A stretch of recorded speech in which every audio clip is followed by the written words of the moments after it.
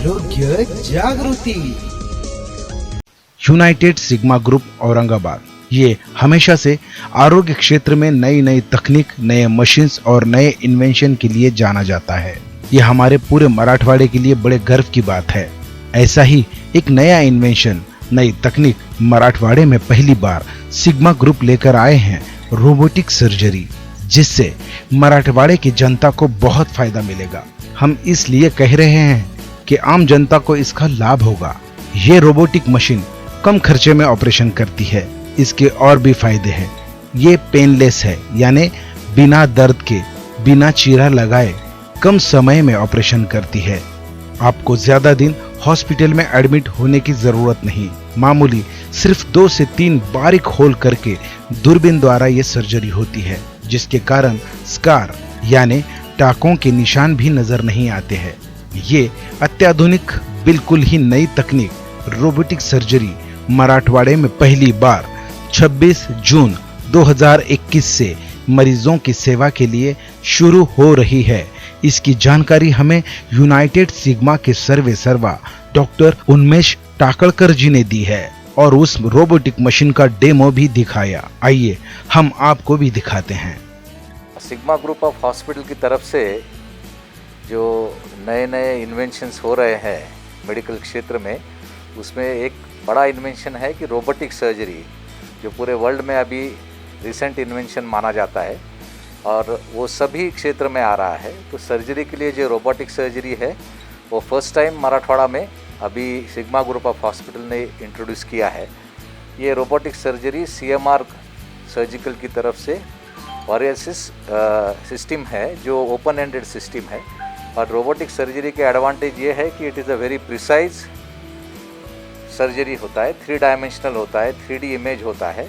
और जहाँ पे रूटीन लैप्रोस्कोपी में थोड़ा दिक्कत आता है because of the movement of the instrument and all, तो अपने को वो सर्जरी ईजी जाता है, पेनलेस है और स्कार विरहित सर्जरी है। ये रोबोटिक सर्जरी के लिए असिस्टेंट थोड़े से कम लगते हैं क्योंकि रोबोट अपने आप काम करता है और एक ही सर्जन या 2 सर्जन मिला के पूरी टीम मिल के इसको ऑपरेट कर सकते हैं। और जो सर्जरी इसमें है, जो रूटीन सर्जरी करते हैं, वो अपेंडिक्स से लेके जो कैंसर है बड़े आंतड़े का, या फिर गर्भ पिशवी जो है, यूट्रस का ऑपरेशन है, इसोफेगस के ऑपरेशंस है, अभी ये ENT में भी आया है, थायराइड के ऑपरेशंस है। जो डिफ़िकल्ट ऑपरेशन है इसको ईजी कर सकते हैं, लेकिन इसका ट्रेनिंग थोड़ा सा डिफ़िकल्ट है। लेकिन सब लोगों ने ये ट्रेनिंग लिया है और थोड़ी देर में अभी एक 15-20 दिन में अभी ये लॉन्च हुआ है, ट्रेनिंग भी ख़त्म हुआ है। तो वी विल बी स्टार्टिंग, ये हम रोबोटिक सर्जरी लोगों के लिए खुली करेंगे और कम से कम चार्जेस में इसको कैसा कर सकते हैं, ये हमारा वर्किंग आउट चालू है, दो दैट पेशेंट जो गरीब लोग हैं उनको भी उसका बेनिफिट मिले। Thank you. सर, ये मराठवाड़े में फर्स्ट मतलब औरंगाबाद में हो रहा है, नया इन्वेंशन जो बताया है, तो इसमें पेशेंट के लिए क्या बेनिफिट होगा? पेशेंट के लिए यही बेनिफिट है कि ये स्कारलेस सर्जरी है, पेन बहुत कम होता है, जल्दी उनका डिस्चार्ज हो जाता है। और जो डिफ़िकल्ट सर्जरी है जिसके लिए ओपन सर्जरी लगती है, वो अपन रोबोटिक के वजह से स्कारलेस कर सकते हैं। और जिसमें जो बॉर्डरलाइन केसेस रहते हैं, जिसमें सर्जरी नहीं होती है, तो जिसमें अगर कैंसर के इसमें अगर वो निकल गया तो पेशेंट के लिए काफ़ी बड़ा बेनिफिट है। अभी लोगों में ऐसा एक ये था कि रोबोट से ऑपरेशन होता है, ऐसा लोगों की समझ था खाली। लेकिन औरंगाबाद के मतलब जिस चीज़ में चालू हो रहा है सिग्मा में, तो इसमें इन्फेक्शन का चांसेस ज़्यादा, ये बहुत ही स्टराइल और बहुत ही एडवांस सिस्टम है, इन्फेक्शन की चांसेस काफ़ी कम रहते हैं। इसके जो स्टरलिटी प्रोटोकॉल्स है, रोबोट जो काम करते हैं, और इसमें के इन्फेक्शन के का चांसेस बहुत ही कम है क्योंकि फिज़िकल जो हैंडलिंग है वो ऑर्गन का होता नहीं है, रोबोट के वजह से इंस्ट्रूमेंट ही हैंडल करते हैं। और सर्जन भी थोड़ा बाजू में बैठ के इट इज़ कंसोल पे काम करता है, तो इन्फेक्शन के चांसेस बहुत ही कम है। सर, सिग्मा ग्रुप की ओर से रोबोटिक के अवेयरनेस के लिए क्या अभियान चलाया जाएगा? सिग्मा ग्रुप के रोबोटिक के अवेयरनेस के लिए हम अभी पूरा जो सोशल मीडिया है प्लेटफॉर्म पे डाल रहे हैं। बाकी पेशेंट टू पेशेंट भी हम उसका इन्फॉर्मेशन दे रहे हैं। जो भी पॉसिबल है प्लेटफॉर्म, उसके ऊपर हम सब ये इन्फॉर्मेशन डाल रहे हैं, जो कि हर पेशेंट को ये इसका जानकारी मिल सके और उसका बेनिफिट ले सके। रोबोटिक सर्जरी जब करना है तो इसका कुछ नया प्लान होता है क्या कुछ नया एडवांस गोल ऐसा प्रोग्राम? प्लानिंग कैसा है कि ये सर्जरी का प्लान काफ़ी हमारे एंड से काफ़ी प्लान है। पेशेंट को कोई ज़्यादा प्लानिंग नहीं है, जो रूटीन सर्जरी के लिए आते वैसा ही है।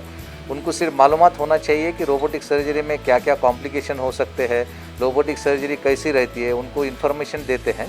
और हमारा जो बैक एंड का टीम है उसको काफ़ी सारा मेहनत करना पड़ता है, क्योंकि इसमें रोबोट का कनेक्शंस, रोबोट का setting up, theatre setting up, भूल देने वाले डॉक्टर्स और जो ऑपरेट करने वाले डॉक्टर्स, इसमें काफ़ी टीम वर्क है। इट इज़ नॉट एक आदमी का ये काम नहीं है, ये टीम वर्क का काम है। वो टीम अच्छे से काम करेंगे तो ऑपरेशन सक्सेस हो जाएगा। रोबोटिक सर्जरी सिग्मा हॉस्पिटल कब से स्टार्ट होने वाली है और क्या ये अभी plan है? पहला ऑपरेशन हम 26-27 तारीख को करने वाले हैं।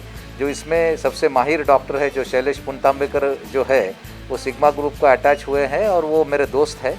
तो उन्होंने प्रॉमिस किया है कि भाई यहाँ आके हम ऑपरेशन करेंगे। तो पहले उन्होंने काफ़ी 5-7-8 सालों से वो रोबोटिक में है, तो यहाँ आके भी वो अपने सर्जरी का जो लाभ है वो पेशेंट को देंगे और हम साथ में मिलके सर्जरी ये मंथ एंड से चालू कर रहे हैं। सिग्मा हॉस्पिटल ने मराठवाड़ा रीजन के लोगों के लिए हमेशा ही नया कुछ न कुछ फैसिलिटी यहाँ पे अवेलेबल करके दिया है। डॉक्टर उन्मेष टाकरकर सर जी के दूरदर्शी नेतृत्व में हमारी टीम ने एक नया और आविष्कार और एक फैसिलिटी जो मराठवाड़ा के लोगों के लिए उपलब्ध कराने की दिया है, और वो है रोबोटिक सर्जरी। रोबोटिक सर्जरी ये दुनिया में सबसे बेहतरीन सर्जरी टेक्निक में से एक को माना जाता है, और जिसमें पेशेंट को कम से कम समय तक हॉस्पिटल में रुकना पड़ता है, और जिसमें ब्लड लॉस, खून का लॉस एकदम कम हो जाता है, ऑपरेशन का सर्जरी का टाइम बच जाता है, और सबसे मेन एक्यूरेसी बढ़ जाती है। तो खास करके कैंसर पेशेंट्स हैं, स्पाइन सर्जरीज हैं, देन गायनेकोलॉजिकल प्रॉब्लम्स हैं, तो ये जो मेजर सर्जरीज होते हैं, तो जिसमें ये जो रोबो हमने लाया है यहाँ पे, तो इसके माध्यम से अच्छी तरीके से हम हमारे रीजन के पेशेंट्स को एडवांस फैसिलिटी प्रोवाइड करके दे रहे हैं। और इस सर्जरी के लिए जो लोग पहले मुंबई या पुणे जाना जिनको पड़ता था, वो जाने की ज़रूरत नहीं पड़ेगी। तो यहीं पे अपने ही सिग्मा हॉस्पिटल में रोबोटिक सर्जरी का हमने आगाज़ कर दिया है, और ये मराठवाड़ा के लोगों के लिए एक बहुत अच्छी फैसिलिटी प्रोवाइड होगी और वो साबित होगी, ऐसा हमको यकीन है। धन्यवाद सर। ये एडवांस टेक्नोलॉजी की वजह से पेशेंट के ट्रीटमेंट में हाँ काफ़ी अच्छे से इसका आगाज हो सकता है। हाँ हाँ तो इसमें एक्सपेंसिव जनरल मराठवाड़ा पब्लिक के लिए क्या इसके बारे में बताएं? ये जो टेक्निक है वो एक्सपेंसिव ना हो, इसके लिए कुछ उसके तरीके हैं। जैसे मैंने आपको बताया कि जैसे पेशेंट को हॉस्पिटल का स्टे कम पड़ता है। जैसे अगर मान लो किसी सर्जरी के बाद 15 से 20 दिन या 25 दिन तक रुकना पड़े, तो वही रोबोटिक सर्जरी करेंगे तो 5 दिन में पेशेंट घर जा सकता है। तो 20 दिन 15 दिन हॉस्पिटल का स्टे बच गया तो वो एक बड़ी सेविंग हो जाती है। दूसरा, उसमें जो रिस्क ऑफ कॉम्प्लिकेशन है जो नॉर्मल लैप्रोस्कोपिक सर्जरी में है, वो इसमें एकदम से कम हो जाता है। तो बहुत बार सर्जरी के बाद कॉम्प्लिकेशन हो जाना, उसके बाद खर्चा बढ़ जाना और उसके बाद स्टे बढ़ जाना, तो ये जो एक्सेसिव खर्चा है वो इसमें होने का चांसेस एकदम कम हो जाता है। तो एक्यूरेट सर्जरी होती है, खर्चा कोई ज़्यादा नहीं लगेगा क्योंकि उसमें सब कॉम्पेंसेट हो जाता है बाकी चीज़ों की वजह से, और रिजल्ट ज़्यादा अच्छा मिलेगा। इस हिसाब से वो ज़्यादा बेहतरीन है। तो रोबोटिक सर्जरी करने के समय इसका टाइम लिमिट रहता है या फिर जैसा भी सर्जरी होती है इसमें कुछ फर्क है? पेशेंट के टाइप पे और उसका पेशेंट का इलनेस कैसा है और सर्जरी का टाइप कैसा है उस पर वो डिपेंड करता है। लेकिन इसका पहले ही काफ़ी सारा होमवर्क करना पड़ता है सर्जरी का, तो वो सर्जन बता पाएंगे आपको। लेकिन जो प्राइमरीली सब प्री प्लान रहता है और ये 3D टेक्नोलॉजी से ये सर्जरी चलती है, जिसमें पहले से ही सब एंटिसिपेट करके उस हिसाब से सर्जरी की जाती है। सर, ये सर्जरी के लिए पेशेंट को कितने दिन, सर्जरी होने के बाद कितने दिन रुकना पड़ता है? वो डिपेंड करेगा कि किस चीज़ के लिए सर्जरी हो गई है। लेकिन मैंने जैसे आपको बताया कि नॉर्मल लैप्रोस्कोपिक सर्जरी की तुलना में रोबोटिक सर्जरी करेंगे तो 50 to 60% हॉस्पिटल स्टे कम हो जाएगा। रोबोटिक्स से कौन सी सर्जरी किया जाती है? क्या ऐसे टिपिकल जैसा भी कैंसर बताया आपने? हाँ क्या और कोई सर्जरी किया हाँ, काफ़ी सारे कैंसर सर्जरीज किए जाते हैं रोबोटिक सर्जरी में। फिर गायनेकोलॉजिकल ऑब्स्टेटिक केसेस रहते हैं, वो किए जाते हैं। स्पाइन सर्जरीज किए जाते हैं। किडनी के कुछ बीमारियां हैं, उसके लिए भी सर्जरीज की जाती हैं। जो हाल ही में जॉइंट रिप्लेसमेंट का बहुत ज़्यादा ही चल रहा है, हाँ, तो हाँ। इस सर्जरी भी इस पे किया जाता है? हाँ, जॉइंट रिप्लेसमेंट भी रोबोटिक सर्जरी से होती है, तो हमारे वो नेक्स्ट फेज में हमारा वो भी प्लान है। Thank you. Good afternoon everyone. आज हम एक रोबोटिक सिस्टम के बारे में बात करने वाले हैं जो CMR सर्जिकल कंपनी है। CMR stands for Cambridge medical robotics, जो UK की कंपनी है, उन्होंने एस्टैब्लिश किया हुआ है। और उनका मोटो है ये रोबोटिक सिस्टम बेसिकली इन्वेंट करने का, ताकि सारे पेशेंट्स को जो रोबोटिक सर्जरी के जो एडवांटेजेस है वो कम से कम कॉस्ट में और ज़्यादा से ज़्यादा पेशेंट्स में उसको डाइवर्सिफाई किया जाए। इस वजह से ये रोबोट का इन्वेंशन बेसिकली किया हुआ है। तो ये जो रोबोटिक सिस्टम है, ये sigma United sigma hospital Aurangabad में मराठवाड़ा का फर्स्ट इंस्टॉलेशन रोबोट हॉस्पिटल है जिन्होंने ये रोबोटिक टेक्नोलॉजी जो है वो एक्वायर की हुई है। तो ये जो सिस्टम है इसके बहुत सारे एडवांटेजेस है। रोबोटिक सिस्टम के आप कन्वेंशनल जो सर्जरी होती है, ओपन सर्जरी, लैप्रोस्कोपी सर्जरी, और तीसरा जो जनरेशनल सर्जरी का डेट इज रोबोटिक सर्जरी। तो रोबोटिक सर्जरी के जो एडवांटेजेस है वो कन्वेंशनल सर्जरी से बहुत ज़्यादा है। के एडवांटेजेस जो हम बात कर रहे थे, जैसे ब्लड लॉस कम होता है रोबोटिक सर्जरी में, पोस्ट ऑपरेटिव जो पेन होता है, जो रिकवरी होती है वो फटाफट होती है पेशेंट की, ठीक है। प्लस चांसेस कम होते हैं, इन्फेक्शन के चांसेस कम है। अगर आप कोविड का सिचुएशन देख रहे हो, ठीक है, तो कोविड में कैसा होता है, जनरली आप ओपन सर्जरी करते हो तो पेशेंट के around there are at least 4 to 5 people, जो 4 से 5 लोग होते हैं जो असिस्ट करते हैं सर्जन को सर्जरी में। बट अगर आप रोबोटिक का देखेंगे तो इंस्ट्रूमेंट्स जो है, जो नॉर्मली एक इंसान ऑपरेट करता है, वो आज एक रोबोट के माध्यम में, एक आर्म के माध्यम में हो रहा है, ठीक है। और सर्जन जो है वो सर्जन कंसोल पर बैठे होते हैं, वो भी एट अ सर्टेन डिस्टेंस, उस दूरी पर बैठे होते हैं, ठीक है। और सर्जन कंसोल पर बैठ के जो भी ऑपरेशंस कर रहे हैं वो यहाँ पे बेड साइड यूनिट के माध्यम पर रेप्लिकेट हो रहा है और सारी सर्जरी रोबोटिक के माध्यम में हो रही है। तो ये कोविड के सिचुएशन में अगर आप देखोगे तो इसके बहुत सारे एडवांटेजेस हैं, ताकि सोशल डिस्टेंसिंग मेंटेन हो रही है, आप क्राउडिंग कम कर रहे हो, तो वो सब भी एडवांटेजेस। तो मशीन तो जैसे आप देखोगे पूरे इंडिया में वर्ल्ड वाइड 14 इंस्टॉलेशन हो गए, 14 इंस्टॉलेशन ऑलरेडी डन, और रिजल्ट काफ़ी बढ़िया है। रोबोट ऑन्कोलॉजी की जो कैंसर सर्जरी जैसे हम बोलते हैं, जैसे आप गर्भाशय का कैंसर ले लो, आप अन्न नली का कैंसर ले लो, आप कोई भी तरीके का कैंसर ले लो, इस रोबोट से काफ़ी अच्छा जस्टिस हम पेशेंट को दे पा रहे हैं। जो भी सर्जन है जहाँ पे भी हमारा रोबोट इंस्टॉल्ड है, they are all pioneer surgeons, they have a name India market, उनका काफ़ी नाम है जैसे हेल्थ केयर इंडस्ट्री में। तो उन्होंने काफ़ी सर्जरीज की हुई है, जैसे कुछ हॉस्पिटल्स है जिन्होंने 300-350 सर्जरीज की हुई है कैंसर के रिलेटेड, तो काफ़ी अच्छा रिजल्ट है। जैसे हम भी एज अ कंपनी हम लोग सिर्फ रोबोटिक सर्जरी पे डिपेंड नहीं करते, हम लोग डेटा के ऊपर भी डिपेंड करते हैं, and we are collecting all this surgery data.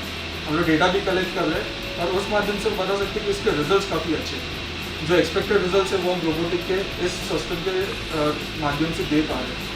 Robotic surgery के बारे में लोग अवेयर नहीं है, इसके लिए आपकी कंपनी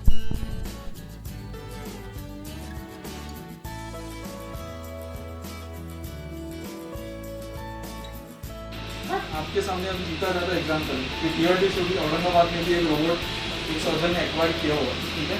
तो इसी माध्यम से किया हुआ है ताकि इसका मार्केटिंग अच्छे से हो, लोगों को इसके एडवांटेजेस अच्छे से पता चले, लोगों का भरोसा इसके ऊपर आए, और अकॉर्डिंगली फिर पेशेंट एनरोल होंगे सर्जरीज के। तो यही प्लान है। तो अकॉर्डिंगली जैसे हम सर्जरीज करते जाएंगे, जैसे लोगों का भरोसा बढ़ता जाएगा, वैसे और पेशेंट इसमें एनरोल होते जाएंगे। सर्जरी में एक्सपेंसिव में कुछ फ़र्क पड़ता है क्या? हाँ सर, तो जैसे अभी सर्जिकल सिस्टम है, एडवांस सर्जिकल सिस्टम है, कोई भी चीज़ अगर मार्केट में आती है एडवांस, ऑब्वियसली उसका प्राइस रेंज तो ज़्यादा होता ही है, उसका एक्सपेंसेस ज़्यादा होता है, ठीक है। तो प्राइस रहेगा, थोड़ा बहुत होता है, बट अगर आप कन्वेंशनल सर्जरी से कंपेयर करते हो, but doctor Unmesh Takarkar is there, so he is aware about everything, he is a smart brain behind this, तो वो तो डेफिनेटली कुछ ना मिल सर अभी जैसे बताएं कि आप एज ए इंजीनियर, रोबोटिक के इंजीनियर हो आप, इसमें पेशेंट में क्या ट्रबल आ सकता है और आता है, इसके बारे में थोड़ा बताइए। अच्छा, तो ऐसा तो ऐसा कुछ ट्रबल्स है ही नहीं, क्योंकि इसमें कुछ सेफ्टी फीचर्स दिए हुए हैं। जैसे आप एक प्रोटेक्टिव स्टॉप बटन दिया हुआ है, अगर ये दबा देते हैं तो मशीन ऑटोमेटिकली बंद हो जाएगा, जो बाद में यूज़ में नहीं आएगा। जस्ट इनकेस कुछ लाइट पावर कट होता है या ऐसा कुछ होता है तो हमने मशीन में जो है 2 बैटरीज लगाई हुई है, जो उसके ऊपर हम ऑपरेट कर सकते हैं। इन केस अगर फिर भी कोई प्रॉब्लम आता है तो आप डायरेक्टली बंद कर दीजिए, इंस्ट्रूमेंट निकाल दीजिए, दैन आपका जो कन्वेंशनल सर्जरी है आप वैसे परफॉर्म कर सकते हो। इसका ये बेनिफिट हमें इसमें दिया हुआ है। सर एज ए इंजीनियर के इंस्ट्रूमेंट कैसा फिट किया जाएगा इसमें, या ये डॉक्टर करते हैं कि रोबोटिक ऑटोमेटिक? नहीं, इंस्ट्रूमेंट जो है वो बेड साइड यूनिट करते हैं, जो डॉक्टर के असिस्टेंट होते हैं तो वो लोग करते हैं, वो उनके ऊपर डिपेंड होता है। फॉर एग्जाम्पल आपको दिखा देंगे कैसे किया जाता है। अभी समझ लीजिए कि सर्जन सर्जरी कर रहे हैं, ठीक है, उनको ऑरेंज आर्म पे, ये ऑरेंज कलर का आर्म है, इसके ऊपर एक इंस्ट्रूमेंट चेंज करना, ठीक है, तो बहुत सरल माध्यम से कर सकते हैं। जैसे मैंने सिर्फ एक बटन दबाया, इसको बिना कुछ हैंडल किए मैंने स्ट्रेट लाइन एक्सेस में इसको बाहर निकाला, मैंने इंस्ट्रूमेंट को डिटैच किया, ठीक है, सपोजिंगली मेरे असिस्टेंट ने एक दूसरा इंस्ट्रूमेंट मुझे दिया जो सर्जन को चाहिए, वो मैंने अटैच किया इसमें, और वही सरल माध्यम से मैं जहाँ से मैंने इंस्ट्रूमेंट निकाला था वहाँ पे आके मैंने वापस इसको ड्रॉप किया। आप देख सकते हो इंस्ट्रूमेंट वापस इसमें आ चुका है। तो इसमें सेफ्टी फीचर्स बहुत है। प्लस सपोजिंगली ऐसे भी कुछ इंस्टेंसेस हो सकते हैं जैसे सर्जरी के दरमियान कुछ ब्लड लॉस हो जाए पेशेंट को, और वो शायद रोकना मुश्किल हो जाए, तो उसके लिए पेशेंट को या तो लैप्रोस्कोपी में कन्वर्ट करना पड़ेगा या तो फिर ओपन में कन्वर्ट करना पड़ेगा। तो वो अगर लैप्रोस्कोपी में कन्वर्ट करना है तो आप ये पोर्ट्स दे सकते हो, तो इसी पोर्ट के माध्यम से सर्जन लैप्रोस्कोपी सर्जरी में ही कंटिन्यू कर सकते हैं। सर लास्ट क्वेश्चन ये है कि अभी जो सर्जन ऑपरेट कर रहा है उसको असिस्टेंट टेक्निकल चाहिए या फिर कोई भी ऑपरेट कर सकता है? नहीं, टेक्निकल सर्जन ऑपरेट कर रहा है, उसको अभी जैसा इंस्ट्रूमेंट चेंज करना है तो ये इसके लिए टेक्निकल कोई अलग से एक रहता है अपने इंजीनियरिंग टाइप जैसा कोई कोर्स? तो मैं आपको बताता हूँ कि जब ये सिस्टम जब स्टिग्मा हॉस्पिटल में एक्वायर किया तो हमारा इसका एक पूरा ट्रेनिंग प्रोग्राम होता है। ओके, जो सारे सर्जन्स और प्लस उनके जो बेड साइड यूनिट टीम है, जो स्टाफ है, जो टेक्नीशियंस है, उन्होंने पूरा 3 दिन का ट्रेनिंग किया हुआ है, ठीक है, और उस माध्यम से वो ये सिस्टम काफ़ी अच्छे से हैंडल कर सकते हैं। और that is a certification course. Surgery के ट्रेनिंग के बाद हम सारे मेंबर्स जिन्होंने भी ट्रेनिंग बेसिकली अटेंड की हुई है, हम उनको सर्टिफिकेट देते हैं stating that you are certified to basically handle the system and carry out the robotic surgery in the centre. तो हम सर्जन्स को भी देते हैं वो सर्टिफिकेट, और हम बेड साइड यूनिट टीम को भी सर्टिफिकेट देते हैं, जिससे उनको लाइसेंस मिलता है कि आप ये सिस्टम हैंडल कर सकते हो ड्यूरिंग सर्जरी रोबोटिक्स। और जिनको सर्टिफिकेट मिला है सिर्फ वही लोग हैंडल करते हैं, उसके अलावा कोई और हैंडल नहीं करता है।